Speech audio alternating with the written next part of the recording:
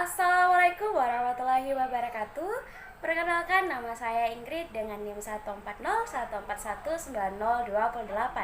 Di kesempatan video kali ini, saya akan membahas tentang salah satu model pembelajaran efektif yang baik digunakan pada tingkat satuan sekolah dasar pada materi pembelajaran muatan pelajaran PKN di SD.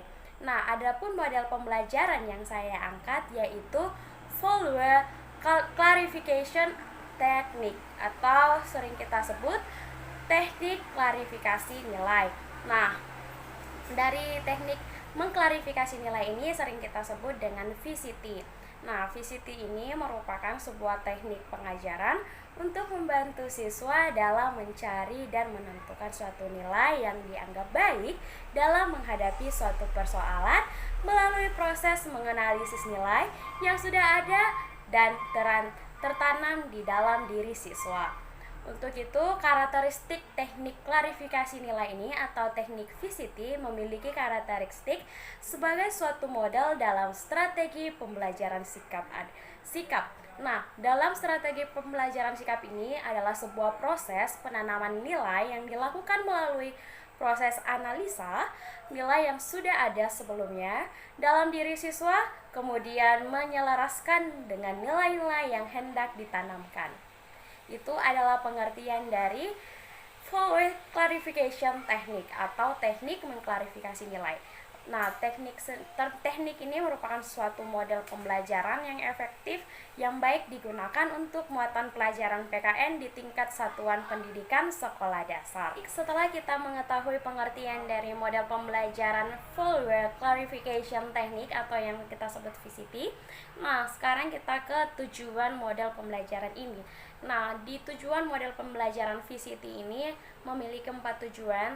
Tentunya yang pertama ialah kita harus mengetahui dan mengukur tingkat kesadaran siswa tentang suatu nilai sehingga dapat dijadikan sebagai dasar bijak menentukan target nilai yang akan dicapai. Yang kedua yaitu memiliki tujuan menanamkan kesadaran siswa tentang nilai-nilai yang dimiliki baik bersifat positif maupun bersifat negatif. Adapun tujuan yang ketiga ialah menanamkan nilai-nilai tertentu kepada siswa melalui cara yang rasional atau logis, kemudian dapat diterima oleh siswa, sehingga pada akhirnya nilai siswa tersebut akan menjadi milik siswa sebagai proses kesadaran moral, bukan menjadi kewajiban moral. Nah, untuk tujuan yang keempat ialah melatih siswa dalam menerima, menilai dirinya dan posisi orang lain. Nah, tujuan yang keempat ini tentunya melatih siswa dalam menerima nilai dirinya, bahkan bisa melihat posisi orang lain, sehingga menerima serta mengambil keputusan terhadap suatu persoalan yang berhubungan dengan pergaulannya dan kehidupan sehari-hari. Itu adalah tujuan dari model pembelajaran Follower Clarification Technique. Setelah kita mengetahui keempat tujuan dari model pembelajaran VCT ini, kita ke prinsip-prinsip pada model pembelajaran Follower Clarification Technique yang baik pada muatan pelajaran PKN. Nah, adapun prinsip yang pertama ialah penanaman nilai dan pengubahan sikap yang dipengaruhi banyak faktor. Faktor tersebut antara lain faktor potensi diri, faktor kepekaan emosi, intelektual dan faktor lingkungan, norma, nilai masyarakat, sistem pendidikan, dan lingkungan keluarga bahkan lingkungan bermain. Adapun prinsip yang kedua ialah sikap dan perubahan sikap yang dimana dipengaruhi oleh stimulus yang diterima siswa dan kekuatan nilai yang telah tertanam atau dimiliki oleh siswa itu sendiri. Adapun prinsip yang ketiga ialah nilai, moral, dan norma yang dipengaruhi oleh faktor perkembangan sehingga guru harus mempertimbangkan tingkat perkembangan moral atau sering kita sebut moral development. Nah, dari setiap siswa, tingkat perkembangan moral ini tentunya tingkat perkembangan moral untuk siswa dipengaruhi oleh usia dan pengaruhi oleh lingkungan terutama pada lingkungan sosial. Adapun prinsip yang keempat ialah pengubahan sikap dan nilai yang memerlukan keterampilan mengklarifikasi nilai atau sikap secara rasional, sehingga dalam diri siswa muncul kesadaran diri, bukan karena rasa kewajiban bersikap, tentunya berbuat untuk yang tertentu. Adapun prinsip yang kelima ialah pengubahan nilai yang memerlukan keterbukaan, karena dengan keterbukaan kita bisa mempelajari sebuah pendidikan kewarganegaraan melalui teknik model VCT yang menuntut keterbukaan antara guru dan siswa. Itulah kelima dari prinsip-prinsip model for clarification teknik yang baik untuk dipelajarkan buat anak tingkat satuan didik di sekolah dasar. Selanjutnya terdapat sintaks model pembelajaran full word clarification teknik. Nah, dari sintaks tersebut terdapat 4 kegiatan, baik kegiatan guru maupun kegiatan siswa. Nah, pada sintaks model pembelajaran VCT ini, tentunya pada kegiatan guru yang pertama ialah guru membuat atau mencari media stimulus berupa contoh keadaan atau perbuatan yang membuat nilai-nilai kontraks sesuai dengan topik atau tema yang sesuai dengan target pada pembelajaran. Yang pertama pada kegiatan siswa itu tentunya menentukan pembahasan atau pembuktian argumen. Pada fase ini sudah mulai ditanamkan target nilai dan konsep sesuai dengan materi pembelajaran. Adapun sintaks pada kegiatan guru yang kedua ialah guru melontarkan stimulus dengan cara membaca, bercerita, atau menampilkan gambar berupa foto ataupun film. Pada kegiatan yang kedua bagi siswa ialah menentukan argumen dan klarifikasi pendirian atau sebuah melalui pertanyaan guru dan bersifat individual, kelompok, bahkan klasikal. Nah, untuk sintaks model pembelajaran ketiga pada kegiatan yang ketiga untuk guru sendiri itu, guru memberi kesempatan beberapa saat kepada siswa berdialog, tentunya pada dialog bersendiri atau sesama teman sehubungan dengan stimulus yang diajarkan tadi. Untuk kegiatan siswa yang ketiga, tentunya siswa melaksanakan dialog terpimpin melalui pertanyaan guru, baik secara individual maupun kelompok serta klasikal. Untuk sintaks model pembelajaran yang keempat, pada model pembelajaran VCT ini, tentunya pada kegiatan guru ialah guru mampu merangsang atau mengundang dan melibatkan potensi afektual siswa. Sedangkan kegiatan siswa yang keempat, tentunya siswa melaksanakan hal yang terjangkau oleh pengetahuan dan potensi efektual siswa.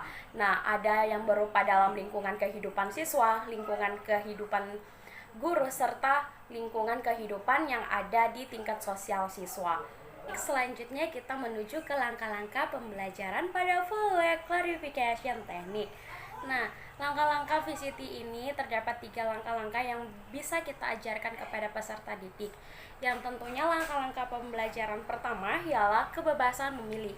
Pada langkah pertama ini tentunya kebebasan memilih mendapatkan 3 tahap kegiatan yang harus dijalankan. Yang pertama yaitu memilih secara bebas, artinya kesempatan untuk menentukan pilihan yang menurutnya baik. Nilai yang dipaksakan tidak akan menjadi miliknya secara penuh.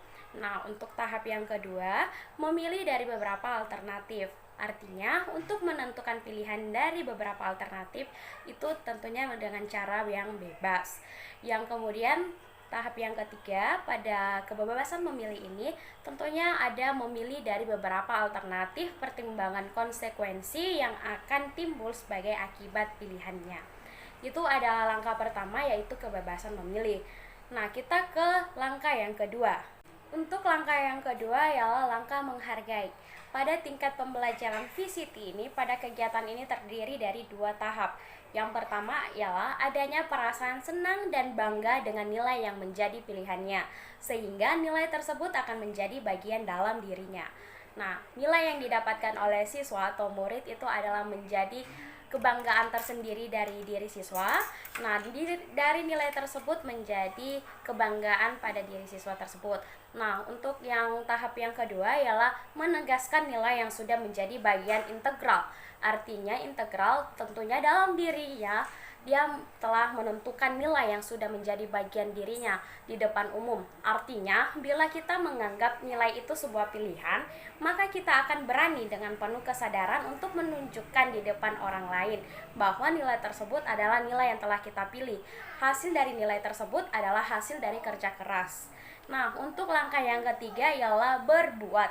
Pada tahap ketiga berbuat ini tentunya tahap terakhir dari model pembelajaran VCT yang terdiri dari dua tahap juga. Yang pertama tahap kemauan dan kemampuan untuk mencoba melaksanakannya. Sehingga tahap yang kedua adalah mengulangi perilaku sesuai dengan nilai pilihannya. Artinya, nilai yang menjadi pilihan tersebut itu harus mencerminkan dalam kehidupan sehari-hari. Itu adalah 3 langkah dari pembelajaran pada VCT ini yang kita bisa terapkan kepada peserta didik. Baik, setelah kita mengetahui 3 langkah yang baik untuk pembelajaran model VCT ini, tentunya ada juga keunggulan serta kelemahan pada model pembelajaran tersebut. Nah, di sini kita akan membahas keunggulan serta kelemahan model pembelajaran VCT ini. Nah, untuk keunggulannya sendiri terdapat 7 keunggulan. Keunggulan yang pertama ialah mampu membina dan menanamkan nilai dan moral pada ranah internal site. Keunggulan yang kedua ialah mampu mengklarifikasi atau menggali dan mengungkapkan isi pesan materi yang disampaikan. Nah, dari tahap tersebut, selanjutnya akan memudahkan bagi guru untuk menyampaikan makna pesan atau moral serta nilai ataupun moral.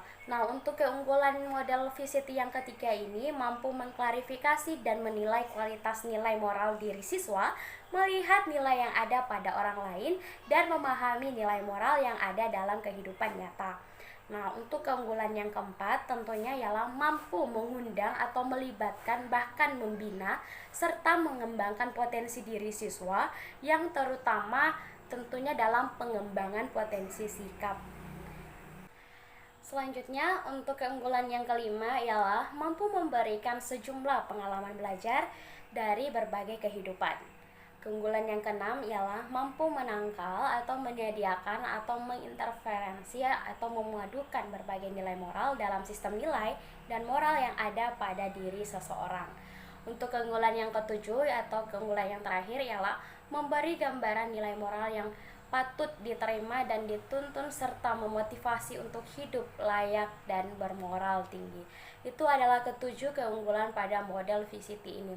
Selanjutnya kita akan membahas dari kelemahannya.